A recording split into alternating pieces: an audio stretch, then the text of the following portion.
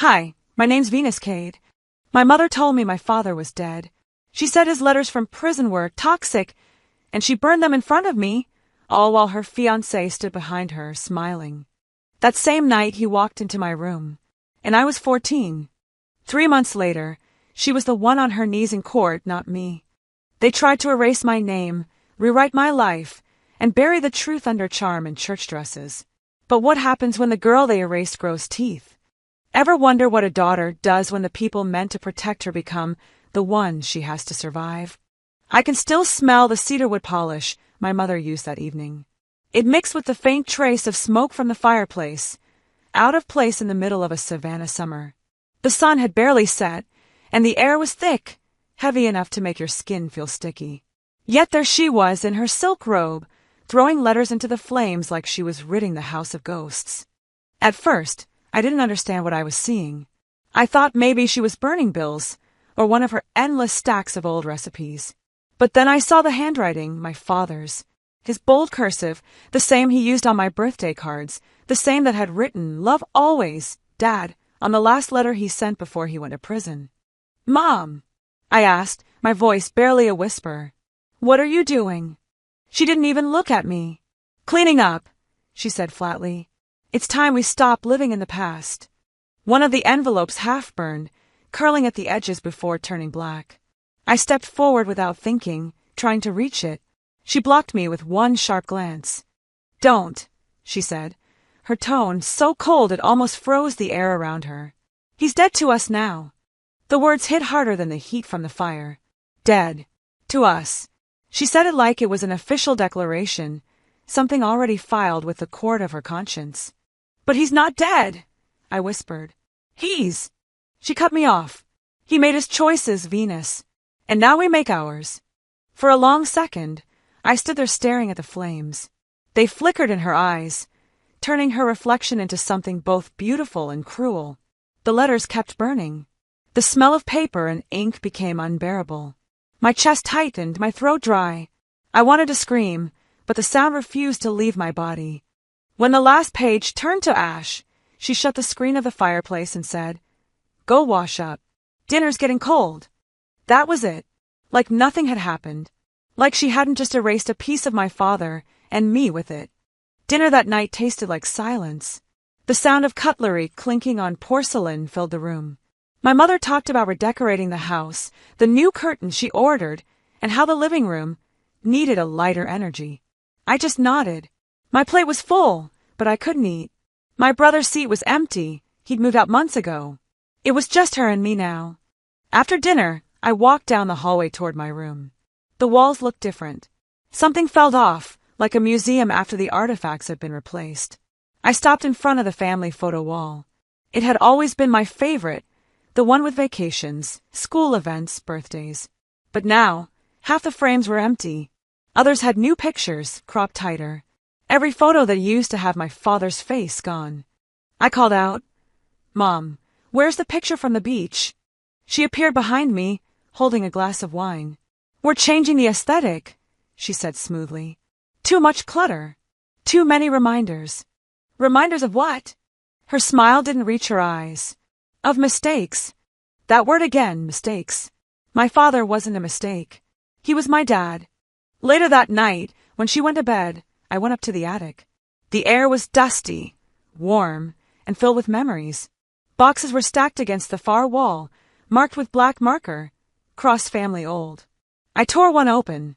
Inside, there were photo albums, my dad's baseball cap, a watch, and one last sealed envelope. My hand shook as I held it. My name was written across it. Before I could open it, I heard footsteps downstairs. My mother's voice drifted up. "Venus, it's late. Come down now." I stuffed the letter into my pocket. "Coming," I called back, my heart pounding. When I returned to the living room, she was standing near the fireplace again, this time with a set of papers in her hand. "These came in today," she said, her tone casual, almost cheerful. "We're changing our last name back to Vale. It's for the best. Cross doesn't belong to us anymore." "What do you mean?" "It's legal," she said. "You'll sign tomorrow." I froze. "But that's Dad's name." "It's mine." She set her wine down, her expression shifting from calm to steel. You're young, but you'll understand one day. Sometimes, you have to remove the infection before the body can heal. In that moment, I realized she wasn't talking about a name. She was talking about him, about me too, maybe. That night, I couldn't sleep. The air felt heavier than before, pressing down on me like a blanket I couldn't kick off. I took out the letter I'd hidden from her. My father's handwriting looked different this time, shakier, desperate. He wrote about missing me, about how things weren't what they seemed, about how people can make lies sound like truth if they tell them often enough. "I'm not gone," he wrote. "Remember that." I folded the letter and hid it under my mattress. Days turned into weeks. The house started to look like a museum of her new life, every trace of him scrubbed clean. New family portraits with her and Sable. Fresh paint on the walls. She threw out old furniture, claiming she was reclaiming the space. One morning, she asked me to come to the study. Legal documents were spread across the table. "You'll start using Vale at school," she said. "I've already informed the administration." I looked at the papers. My name was printed neatly, Venus Vale. It felt like a stranger's. "I don't want to," I said quietly. She didn't look up from her pen. "You don't have a choice." I tried again, louder this time. "It's not right."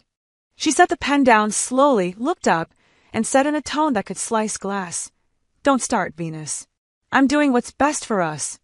I wanted to tell her that every decision she made felt like a knife to the gut, that each best for us left me smaller, quieter, erased.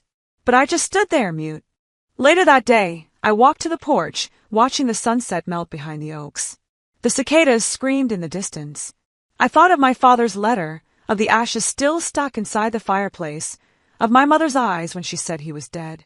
Something inside me started to shift. Maybe it was small, but it was real.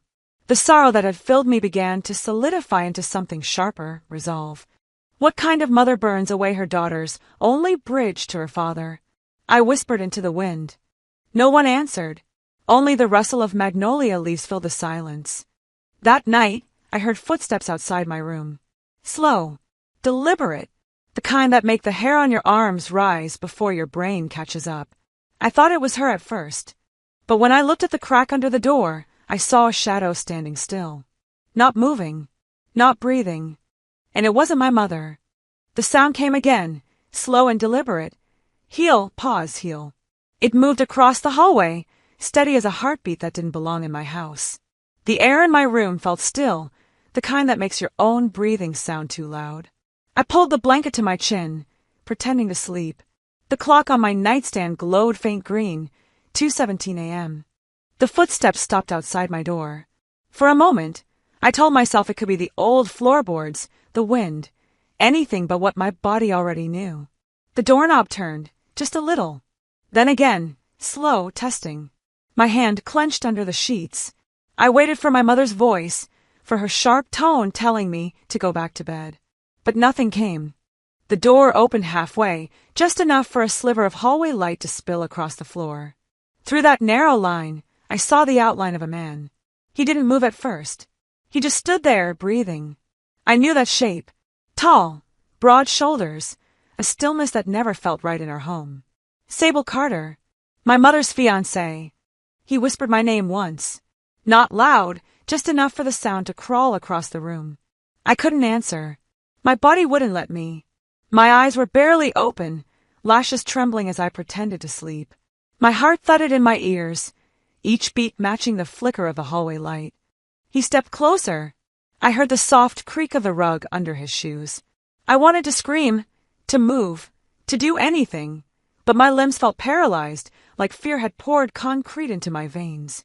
The air smelled of his cologne, sandalwood, and something chemical like varnish. It hit me the same way the smoke from the fireplace had earlier that evening, choking, wrong, impossible to escape. Then, as quickly as he came, he stepped back. The door clicked shut, soft but final. I stayed frozen until the clock turned 3:01. Then I slipped out of bed, locked the door, and sat against it until dawn. When morning came, light spilled through the curtains like it didn't care what happened in the dark. The birds sang outside as if the world was still kind. My mother's voice echoed from downstairs, cheerful. "Venus, breakfast." I washed my face twice, scrubbing the night off my skin. It didn't work. I looked in the mirror, and I saw someone who knew something she could never unknow. Downstairs, she was at the table with Sable, her hair perfectly arranged, her smile bright. He sat across from her, buttering toast, calm as if nothing had happened. He even looked at me and said, "Morning, sweetheart," the way a man might speak to his stepdaughter in a picture-perfect family ad. "Morning," I said, my voice flat. Mom looked up. "You look pale. Didn't you sleep?" I hesitated. She kept her eyes on me for a second, waiting, and I could feel the fork trembling slightly in my hand. "There was someone in the hallway last night," I said carefully. "Outside my door." She frowned, setting her coffee cup down. "What do you mean, someone? It's just us here." "I think it was Sable," I said, my heart pounding again. "He opened my door." For a second, her face went still, just a flicker, the kind of expression people have when they realize a truth they refuse to acknowledge. Then she smiled, but it didn't reach her eyes. "Venus," she said softly, "you've been under stress. You barely eat, you don't sleep. You've been acting strange ever since your father left." "I know what I saw," I whispered. Her voice sharpened. "Enough. I will not listen to another word about this." Sable leaned back in his chair, sighing dramatically. "Callista, she's just scared. The poor kid's been through a lot." "Don't call me that," I snapped before I could stop myself. He looked at me then, directly. His eyes were calm, too calm, like a man who'd already decided he'd never be caught. "What's that supposed to mean?" he asked lightly. "Venus," my mother interrupted, her tone like a slap. "Go to your room. Right now." I stood there shaking. "You believe him over me?" Her lips pressed tight. "You're starting to sound like your father, always making stories to play the victim." The room went quiet. Even Sable didn't smile at that. I walked out slowly, afraid that if I stayed any longer, I'd shatter. On the stairs, I could hear them whispering. His low voice, her nervous laugh, and then her words, muffled but sharp enough to cut through air. "Don't drag him into your father's mess." In that instant, I understood something awful. It didn't matter what truth I told. My mother had already decided which version of the world she wanted to live in. I spent the rest of the day locked in my room. The sunlight crept across the floorboards, marking time. Around noon, I heard her knock. "We're going to town later. If you want to come, be ready by 4. I didn't answer. The next few days passed in fragments. I avoided him, memorized the sound of his shoes on the stairs, learned which rooms creaked and which didn't. I started locking my door twice. Sometimes I left my lamp on all night just to remind myself I still had control over something, even if it was only light. At breakfast, my mother acted as if nothing had changed. She laughed louder, touched his hand across the table, told me to stop sulking. Sable would give me that same calm glance, unreadable, like he was daring me to speak. One morning, she stopped me on my way to the porch. "You can't keep this up forever," she said quietly. "I'm not keeping anything up," I replied. "You are." Her eyes narrowed. "Don't test me, Venus. I can't handle another scandal. You understand me?" The word scandal hung there, ugly and fragile. It wasn't about truth. It was about control. She didn't care what had happened. She only cared that someone might talk about it. That night, I lay awake again, listening to the house breathe. Every creak sounded like a warning. I kept a chair wedged under the doorknob. I thought about running, about packing a bag and leaving, but I had nowhere to go. My father was still behind bars, at least as far as I knew.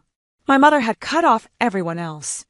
I wrote everything down in a notebook, every sound, every glance, every time he was near. Not because I thought it would matter, but because I needed proof for myself that I wasn't losing my mind. A week later, I tried to tell her again.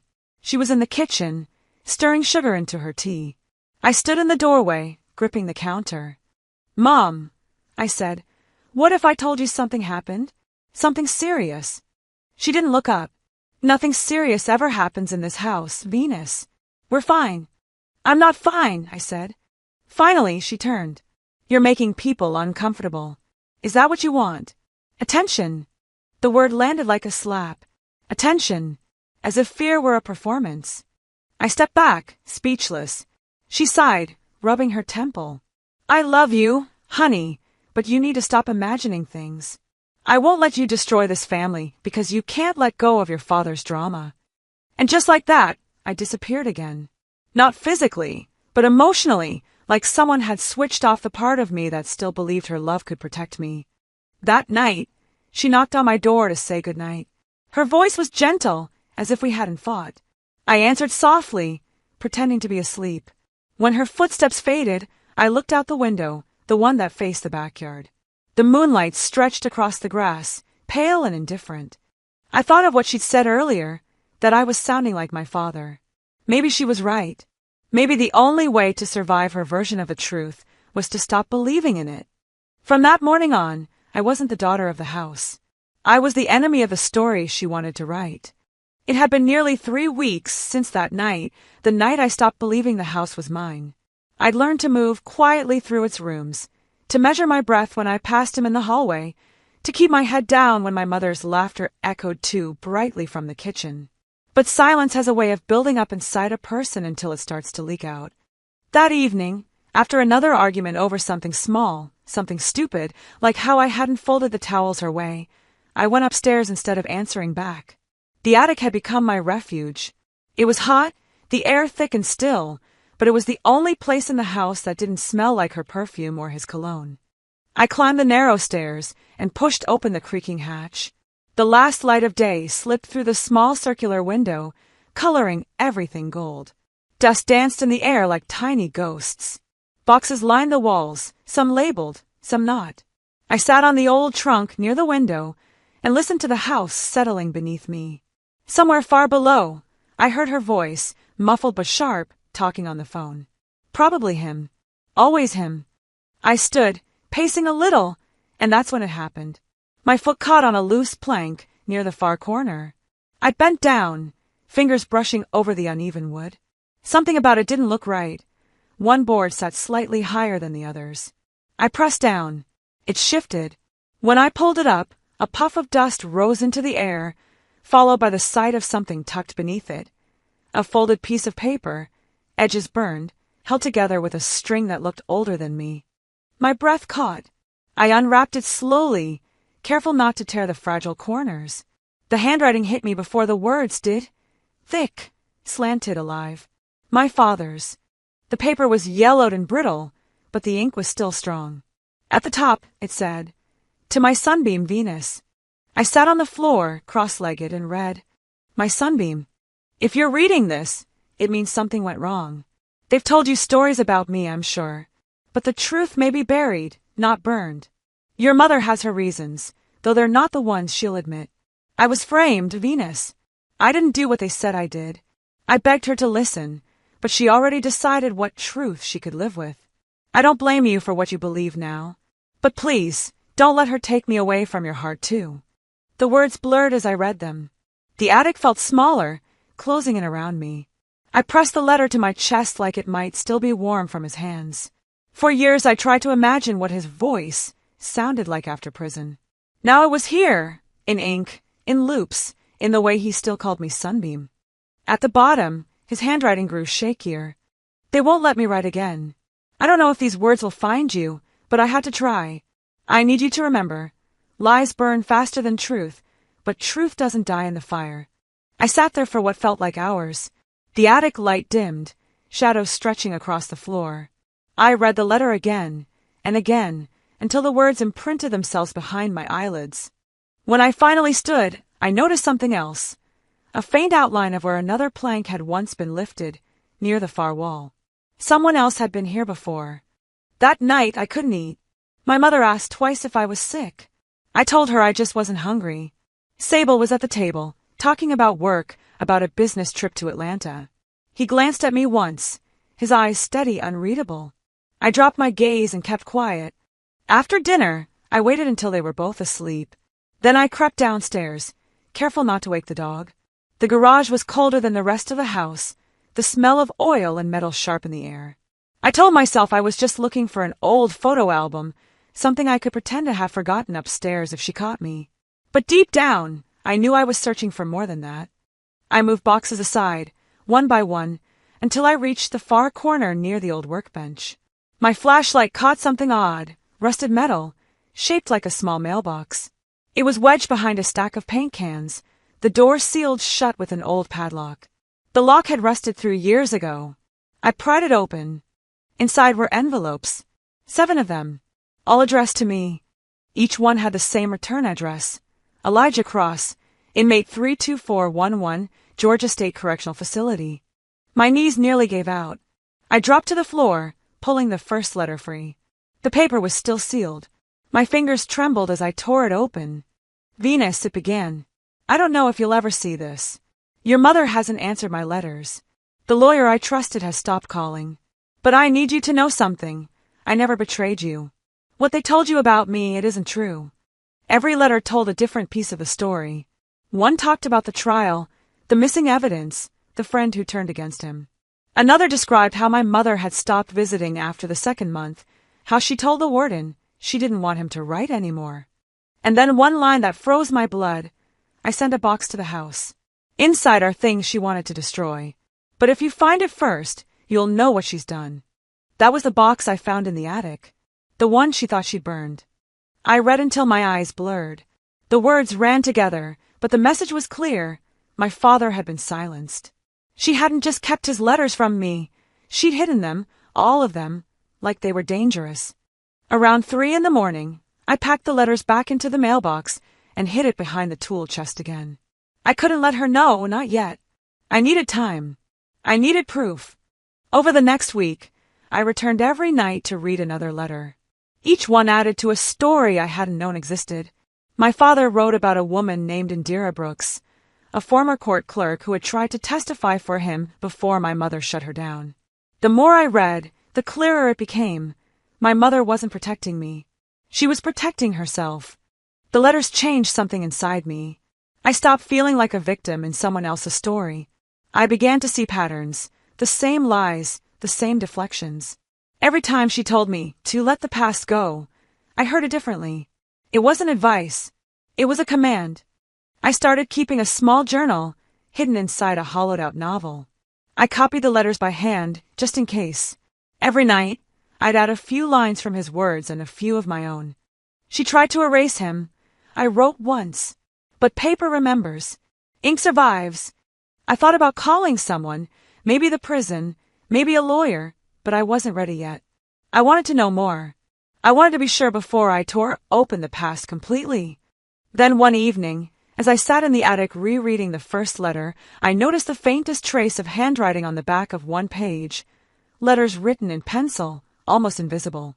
I held it to the window. It was an address. Indira Brooks, 410 Willow Street. I didn't know it yet, but that name would change everything. The more I uncovered, the more dangerous it became, especially once she found out I was asking questions. When she found the first printout on the kitchen counter, I knew something inside her had snapped. I'd been careless. I'd left one of my notes, just a single page from my father's letter copied into my own handwriting, next to the phone. I came home from school that afternoon and saw her standing by the counter, holding the paper like it was a weapon. "What is this?" she asked. Her voice was calm, too calm, the kind of calm that always came before the storm. I froze, still in my uniform, backpack slung over one shoulder. "It's nothing," I said. "Just something for a project." She smiled, but her eyes were cold. "A project about your father's lies?" My throat tightened. They weren't lies. Her hand came down hard on the counter, the sound sharp enough to make me jump. "Enough," she shouted. "Do you want to end up like him? Because that's where this obsession leads. He poisoned everything he touched, and now he's trying to poison you too." I wanted to scream that he hadn't poisoned anything, that she had, but the words got stuck somewhere between my chest and my tongue. Sable came in from the patio, wiping his hands on a towel. "What's going on?" "She's been digging again," my mother said. "Printing things. Looking up old court documents." He frowned, glancing at me. "That true, kiddo?" "Don't call me that," I said, stepping back. His face stayed calm, but his eyes narrowed slightly. "You've got to let things rest. Sometimes the past is better left buried." I looked at my mother. "Is that what you told the judge, too?" Her face went white. For a moment, I thought she might hit me. Instead, she exhaled, smoothing her hair, and said quietly, "You need help. I'm done watching you spiral." "Help?" I repeated. "You mean control." "You're going away for a little while," she said, her tone turning syrupy sweet. "Someplace peaceful. They'll help you sort through all this anger." I laughed, but it came out shaky. "You're sending me away because I found out the truth." "I'm saving you," she said simply, "before it's too late." 2 days later, a car came to take me. A silver SUV with tinted windows and a driver who didn't say much. My mother stood on the porch, waving, tears streaming down her cheeks. Sable stood behind her, a hand resting on her shoulder like a brand. The drive took nearly 4 hours. Trees grew thicker, the road narrower. By the time we arrived, the sky had turned gray, heavy with rain. The sign at the entrance read, "North Creek Renewal Center. Healing begins when defiance ends." Inside, everything smelled like bleach and lemon. White walls, white floors, white uniforms. They took my phone, my watch, even the locket I wore around my neck. "No outside communication," the woman at the desk said flatly. "You'll get it all back when you're ready to leave." "I didn't volunteer to be here," I muttered. She looked at me without blinking. "No one ever does."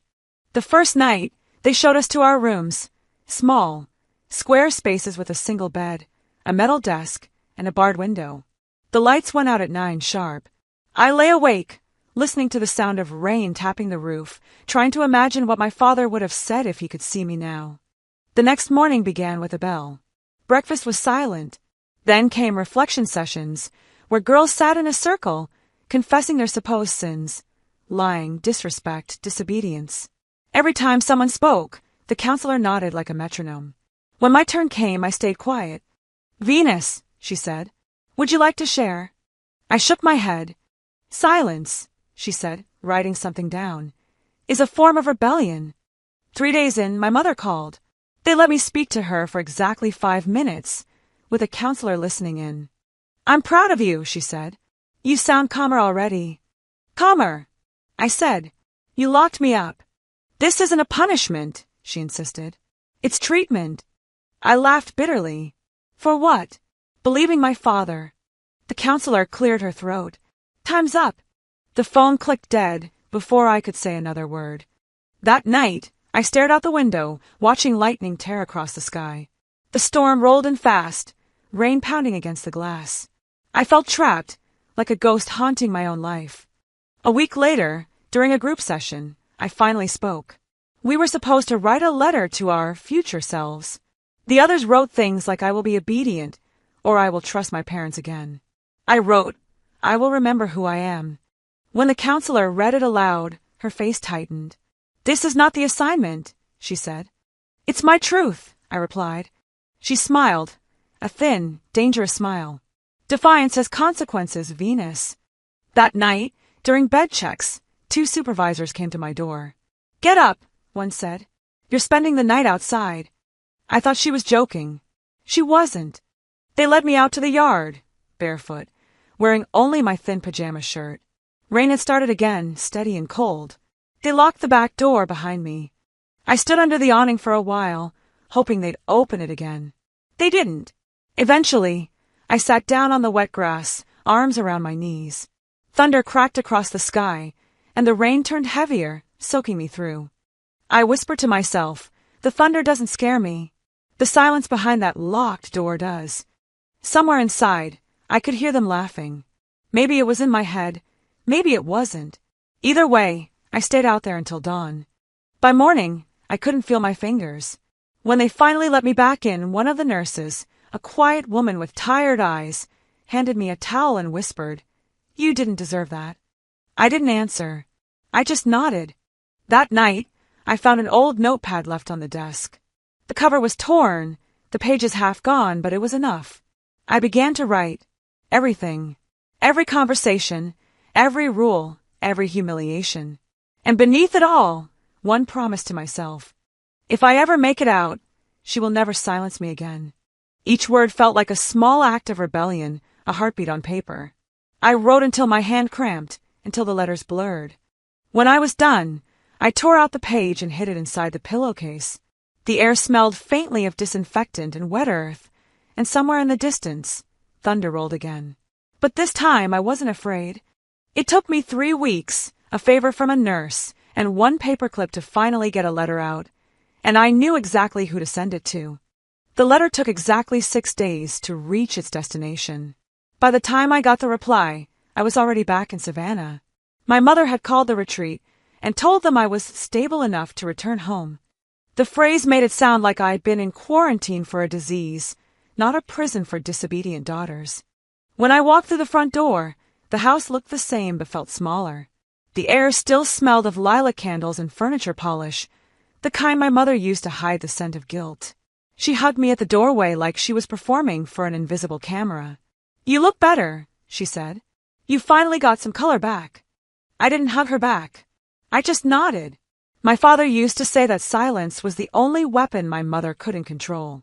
Sable appeared behind her, casual as ever, wearing that same disarming half-smile. "Welcome home, kiddo." I kept my voice steady. "Don't call me that." He chuckled softly.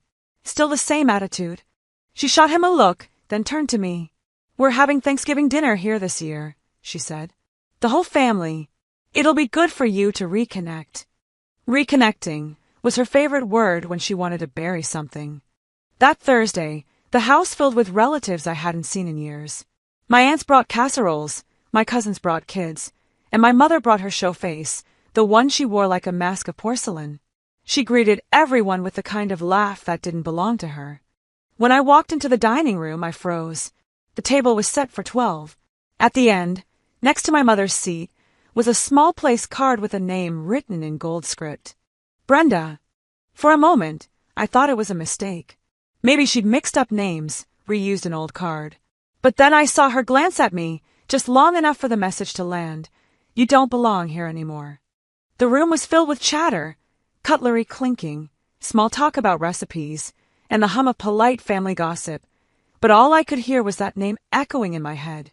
When I sat down, my mother smiled sweetly and said, "Everyone, this is Brenda. She's been through a lot, but she's doing better now." The laughter around the table was soft, uneasy. Someone coughed. I stared at her. "My name is Venus," I said quietly. Her fork froze midair. "Of course it is, darling," she said with a brittle laugh, like I was the one being dramatic. "We just like teasing, don't we?" But no one else laughed. My Aunt Merrill looked at me with pity, and that hurt even more. Pity was what people gave to those who had already lost. Dinner went on like that. Awkward questions, polite smiles. Every few minutes someone would ask me how I was feeling, or whether I'd learned anything valuable at the retreat. I answered in short sentences. "I'm fine. It was fine. Everything's fine." But fine is the word people use when they're one breath away from breaking.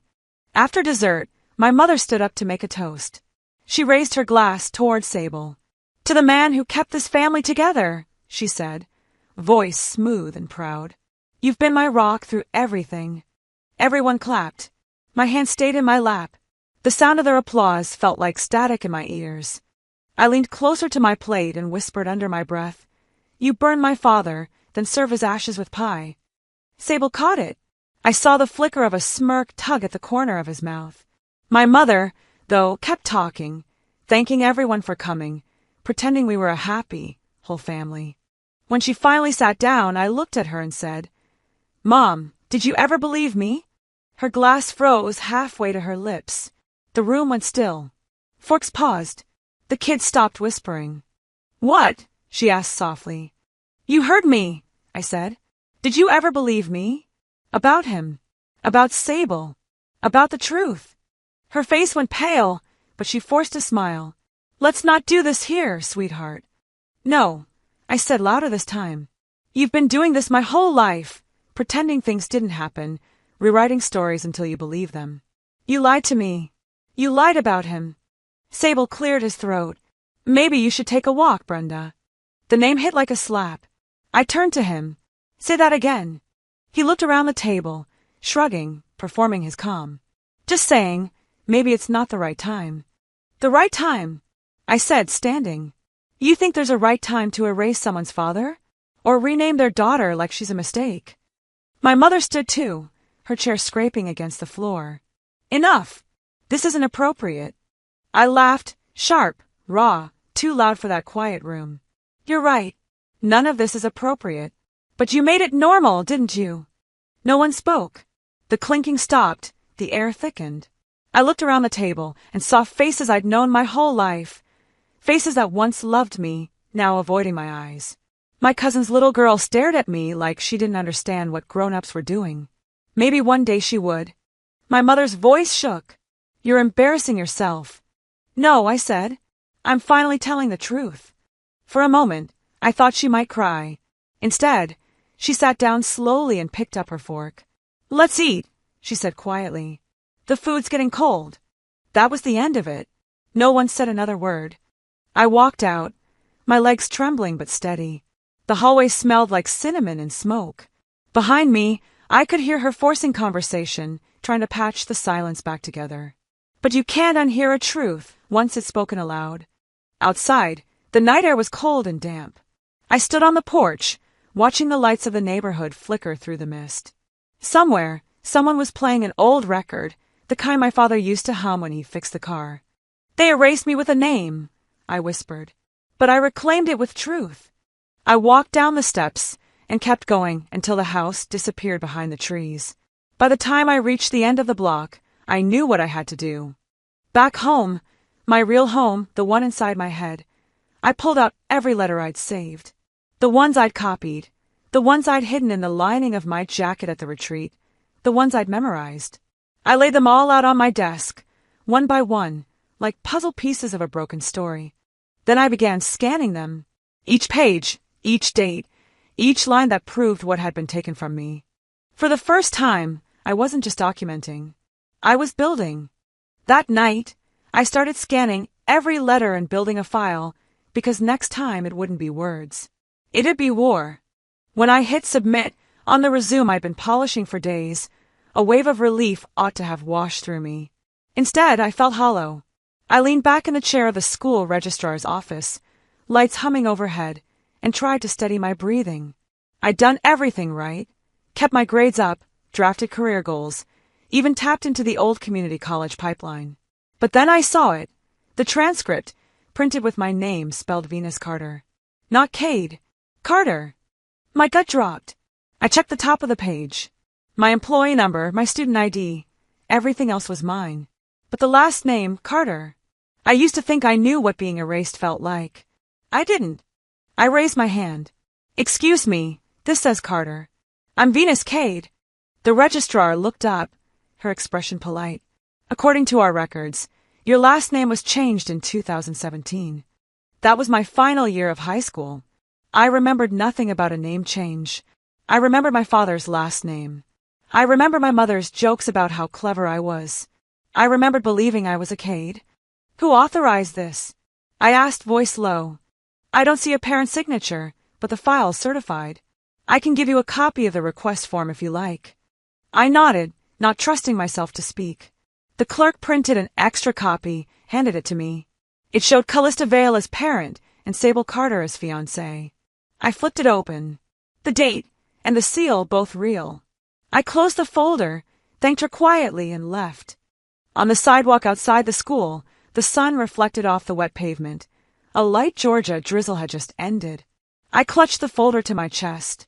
I walked until I reached the porch of my childhood home, not sure I wanted to step inside, but equally unsure I could stay out. As the front door closed behind me, I headed straight for the gallery wall in the living room, the one where family photos once shone. My mother called them memories, but I called them evidence of a life I once knew. The house seemed quieter than usual, as though it were waiting for a new script to begin. I took the first frame down. It wasn't one of the big ones. Those still had my father's face, though faded. This one was a newer print, a holiday snapshot. Mom in a red sweater, Sable beside her, me in front.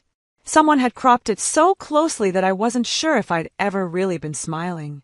Worse, in the digital version sent to distant relatives, my face was slightly blurred, as though someone had whispered, "She doesn't belong," and the image obeyed. My chest constricted. I returned the frame to the wall, but left the picture on the floor. I leaned against the wall and let tears burn quietly. They weren't tears of sadness. They were tears born of betrayal. I looked around and realized the house wasn't just hiding the truth, it was built on it. I grabbed my phone and searched Venus Carter, Georgia name change public records. Nothing obvious. There was a filing, but it required permission and fee. I snapped a photo with my phone of the corrupted image and the form I just received. It was more than a discovery. It was a turning point. By evening, I'd gathered the old SAT records, my birth certificate, my father's name at the bottom. I spread them all on my desk, under the glow of a desk lamp that hummed like a promise. They didn't just try to replace my father. I wrote in the margin of one page. They rewrote me. I bought a small notepad and labeled it Evidence Log 1. I dated the first entry, December 4th, 2019, 8:45 p.m. I wrote 3 bullet points. 1. School record last name changed to Carter 2017. 2. Family photo of holiday 2018 cropped, my face blurred. 3. Name card at dinner Brenda, which I hadn't yet shared. I made a vow I would track everything. My resolve sharpened. I remembered how I felt the night I found the letters. Haunted. Powerless. Ghost of a father whose memory I was told to leave behind. That feeling transformed now into purpose. I wasn't stuck anymore. I was moving. Before bed, I placed the papers into a manila envelope and tucked it under the mattress.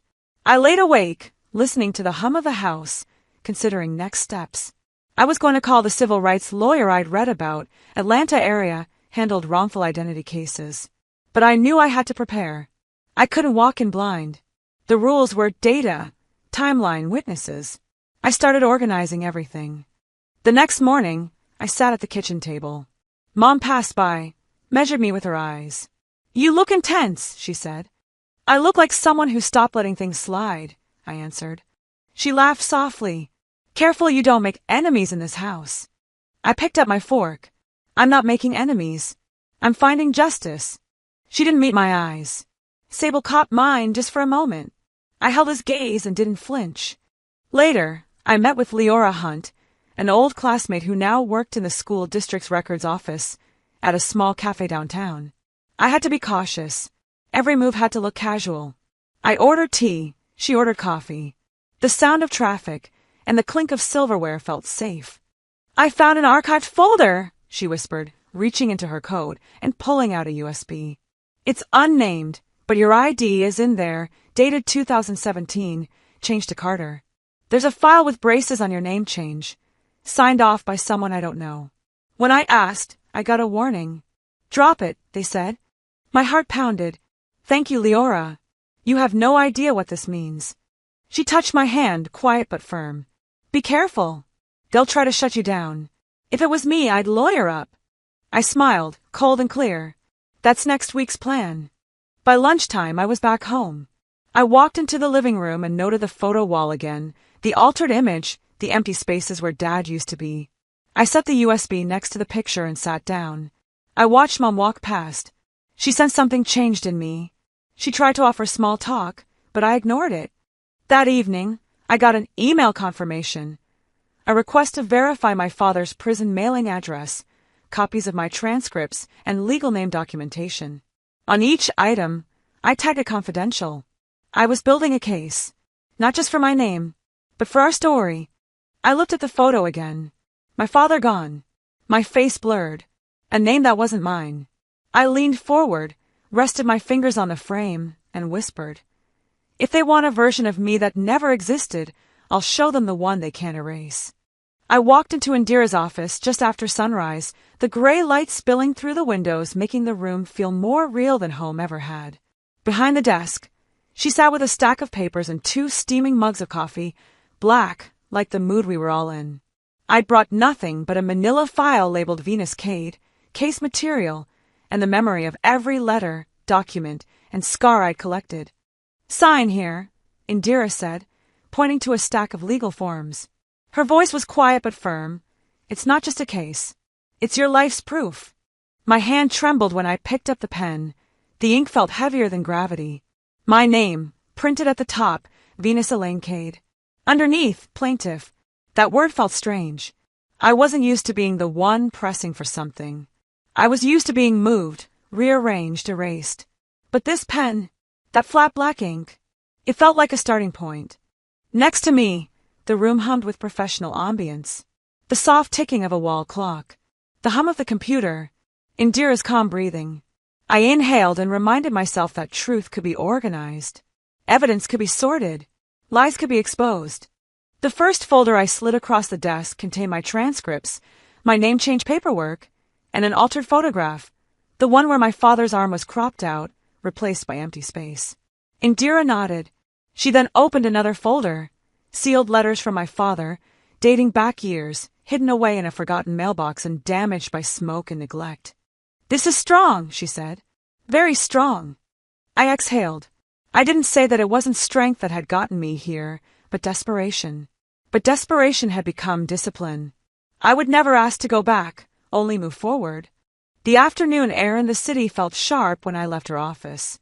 Atlanta traffic hummed, horns distant, sky an odd shade of steel. I put the file on the passenger seat and steered the car home. My playlist was quiet. I couldn't handle songs right now. I thought about how the house I'd grown up in felt like a prison, how truth had been packaged into boxes and locked away, and how finally I was about to open the door. A week later, the suit was filed. The civil complaint landed on the court clerk's desk in Fulton County. Documents labeled identity fraud, defamation, child endangerment. My name appeared again and again in bold. Venus Elaine Cade versus Callista Vale and Sable Carter, defendants. I remember the moment I uploaded one of my father's letters to a social media channel, a simple post, a father's voice silenced. This is what happens when truth is burned. In under 24 hours, hundreds of people had liked it. Thousands shared it. Messages streamed in. "Your courage is unusual." I was erased too. My phone buzzed until late into the night. I stared at the screen, numb. I felt exposed, but I felt alive. I let myself feel proud, just for a moment. That night, when I lay down, sleep came easier. Not because I felt safe, but because I wasn't waiting for permission anymore. The documents stacked in the courthouse window fell into place like some perverse jigsaw puzzle. Transcripts, printed photographs, school identification card that bore the surname Carter, handwritten notes my father had left behind. We even included the digital file the web journalist anonymously sent, a recorded call between Sable and Callista. In the audio, I recognized his voice immediately, smooth, user-friendly, the kind you trust with your taxes. But the words, chilling. The only thing keeping that girl quiet is fear. And I know how to feed it. I pressed play for the third time, and again the words cut me open. I leaned forward and whispered, "That's it."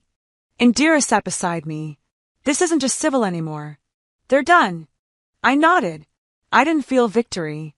Not yet, but I felt something new, resolved. Unbroken. Word got out. The local news station ran the story. Georgia teen sues mother, fiancé for identity erasure abuse. The banner scrolled across screens. Young woman claims dad was framed. Mother attempted cover-up. The comment section lit up. My mother changed my name too. This happened to me. People in my community called me. My old classmates reached out. Some just sent a heart emoji. Others made phone calls, shared memories I forgot I had. I sat in my bedroom one evening, the glow of the screen bathing the room in pale light. I replayed a message from someone I went to high school with. "I'm so sorry you had to find this out the hard way." I closed the laptop and touched the edges of the letter my father wrote that called me Sunbeam. The name felt older, warmer now. I realized nobody else had to rewrite that word, it stayed mine. Then the doorbell rang. I opened the door to a reporter from a major news channel. She had a badge, a small camera, and an expecting look. "Are you Venus Cade?" she asked. "Yes." "Can you speak to us about the case?" I looked toward the house. Inside, I knew my mother watched. She and Sable were waiting for the nightfall to swallow the day. I sighed. They tried to silence a daughter. Instead, they made her louder. The flash went off. I smiled, not proud, not relieved, but ready. Court date, March 12th. Public hearing. We announced it at the end of the press conference. I held the folder in my arms. The air was crisp outside. The January wind cut through my coat, even though I layered thick. I walked back to the car, past onlookers and reporters, and heard someone whisper, "She's going to take them down." I didn't say it. I didn't need to. I just felt it. The tap-tap of my boots on the sidewalk sounded like someone finally walking away from silence. On the day of the hearing, she walked into the courtroom wearing pearls, and I walked in with the truth.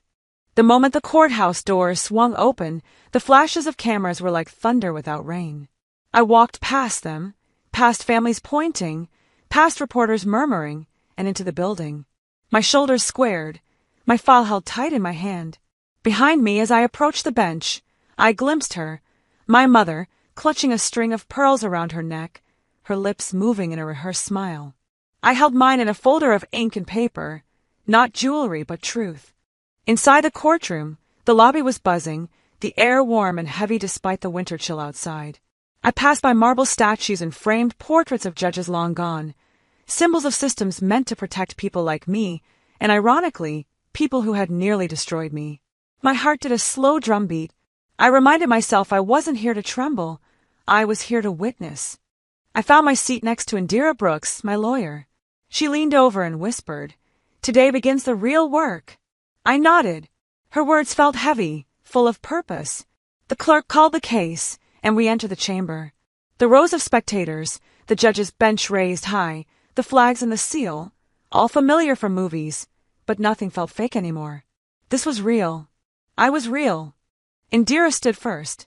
She laid out the timeline, my father's letters, the legal paperwork that changed my name, the photo albums with my father excised, the threats I recorded, the claims I brought against Callista Vale and Sable Carter. She described identity theft, emotional manipulation, the suppression of legal mail. She said I had been rewritten, and the courtroom fell silent. When she finished, the judge leaned forward. "Miss Cade, will you read your statement?" I took a breath. I stood, the folder trembling slightly, but I felt nothing like fear. I felt something stronger. I opened the letter from my father, dated 2 weeks after his sentencing. My voice was calm because I'd trained it. "My sunbeam," I read. "If you're reading this, it means something went wrong. They've told you stories about May don't blame you for what you believe now. But please don't let her take me away from your heart, too. The truth may be buried, not burned." The judge raised his eyebrows. A gasp rippled through the audience. I closed the letter and said, "She told me he was dead, but the dead don't write." A murmur ran like wind through the courtroom. I watched my mother's lips press thin. Sable's eyes fixed on me, cold and calculating. I sat down. My heart pounded, but when I looked at Indira, I saw agreement in her steady gaze. This was a pivot point. The next moment, the room shifted. Lucinda Baker, a former assistant of my mother's, took the stand. Her presence was quiet but explosive. She told them what I already knew, that my mother burned letters, altered records, told her no one will believe him. I make reality in this house. When she said it, I felt the room inhale, the weight of her words pressing down. I scanned my mother's face. For the first time in years, I saw something crack. Not tears, but recognition of exposure. The judge's gavel tapped. The press scribbled notes. My father's absence, her denial, the years of erasure, they all showed up in that room. A hush fell. Then the judge declared, "The motion to proceed to full trial is granted. Protective supervision of Mr. Carter is hereby ordered. This court will schedule status conference within 30 days. My mother sat down. The pearls around her neck glinted in the lights. I rose, walked past her, and slipped the folder back into my bag. I felt no gloat, only resolve. I passed the wall of cameras on my way out. A reporter called out, "Miss Cade? A word." I paused, turned. "They tried to silence a daughter," I said quietly. Instead, they made her louder. The flash lit up the hallway, and I let it. Later, I stood outside on the courthouse steps. The midday sun reflected off the stone, sharp and bright. I reached into my pocket and felt something cold. I pulled out the pearls my mother had given me years ago for a graduation gift. I held them in my palm, silent. They represented everything she pretended to be. I dropped them into a trash bin nearby. The weight of the gesture hit hard. Then I walked away. The media followed. I didn't look back. Inside, I felt lighter, but I also felt a strange quiet. like the real battle had only just begun. And I was ready for it. But freedom never means forgetting, and healing isn't the same as forgiving. I had an expected silence when I walked out of that courthouse. After the gavel fell, after the light stung my eyes from the press, after the cameras followed me like vultures circling a carcass, I thought I'd feel loud. But instead I felt the kind of silence that doesn't happen in empty rooms. It happens in rooms full of people who don't know you anymore. I stepped onto the courthouse lawn in early spring, the grass still damp from overnight rain, and watched my mother escorted out in cuffs. Pearls clutched tight in her hand. She stumbled on the final step, her high heels catching the edge. The world, for one golden moment, froze. My heart did not leap. My breath did not rush. I simply acknowledged it. She wanted silence. I gave her consequence. The sky above the columns was the color of a bruise, heavy and expecting. Reporters snapped photos. Onlookers whispered. And I stood there wide-eyed, feeling the last of my childhood leave with her. I didn't clap. I didn't shout. I breathed. I leaned on the cool stone balustrade and let the wind carry away the last pulse of what I'd been forced to be.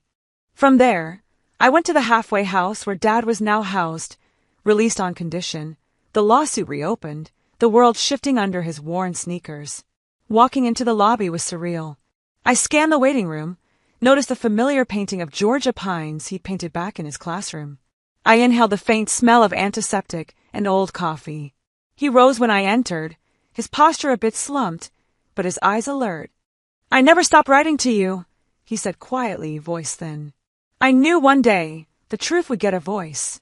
I sat across from him, the vinyl chair cracking under his weight. "She tried to steal your pen," I said. "I turned it into a sword." He stared at me a long moment, then reached across the table and took my hand. His fingers were calloused from woodwork and prison bars. "My sunbeam," he said, half smiling. "You found your way back." "I didn't just find my way back," I replied. "I built a road." Later that afternoon, I walked out of the facility into the sunlight. I carried a small leather compass that he'd given me on my 9th birthday, the one with the dial cracked and the inscription under glass, "Always find your way back to who you are." I pressed it into my palm, feeling the ridges of the metal casing. The oak trees along the walkway appeared taller than I remembered, their limbs reaching upward like witnesses. I found a bench beneath one of them and sat. I held the compass in my lap, felt the weight of what had happened, what I had survived. Swinging my legs slowly, I recalled sitting there as a child, Dad telling me stories of summer days and fishing trips. I realized I wasn't the same girl who believed his mistakes or her lies. I was the woman who would not disappear. I closed my eyes and said out loud, "I'm not healed, but I'm not her victim anymore either." The wind rustled the leaves overhead as if it agreed. I unzipped my jacket and pulled out the binders, my evidence, my proof. I rested them beside me. A squirrel darted across the path. A mother walked by holding her daughter's school bag. Life continued. The railroad tracks in the distance still sang to passing trains. I watched people, ordinary people, living ordinary lives. I thought about the countless nights I'd hidden letters, the hallway footsteps, the name card that said Brenda. I thought about freedom, that odd word. Freedom didn't sound like fireworks. It sounded like the quiet when no one expected you to make a sound. And in that moment, I felt its pulse. Back at home later that evening, I filed the last of the legal documents. Name reinstatement, public record corrections, the motion to proceed. I changed the settings on my social media account to Venus Cade, so the world would see me return to the name I was born with and grew into. I didn't post anything. I just made it official. In the kitchen, Mom was gone, her place at the table empty. On the wall where his photo had once been, the frame sat bare. I remembered the coldness, the erasures, the silences. But I also remembered the letters that survived, the handwriting on cracked paper, the truth dangling like a chandelier in midair. In the quiet house, I taped the compass to the inside of my desk drawer. I told myself I'd never allow someone else to carry my direction again. Then I laid in bed and let the silence fill me. Not the silence of fear, but the silence of a wound closing. The next morning, I sat at my desk, typed up an outreach email to a survivor support network in Georgia, offered to volunteer to speak. Not because I was healed, but because I believed someone else should not wait until they had lost everything. I used the pronoun we. We will speak. We will be heard. I paused, reading my own words. They didn't sound perfect. They sounded human. That was enough. When the sun set that evening, I stepped outside and looked up at the stars. I was no longer running from something, nor holding on to something that wasn't mine. I held on to one thing, my name. I didn't forgive her. I didn't have to. I forgave me. I didn't burn her letters. I published mine. Some stories aren't just about pain, they're about the choices we make after the pain. Venus didn't just survive her mother's betrayal or her fiancé's manipulation. She rose above it, piece by piece, with nothing but the truth in her hands and the strength to speak it aloud. It leaves us wondering how many stories stay buried because someone convinces us they're not worth telling. What would you have done in her place? If this story moved you, made you think, or even made you feel seen, don't forget to like, comment, and subscribe.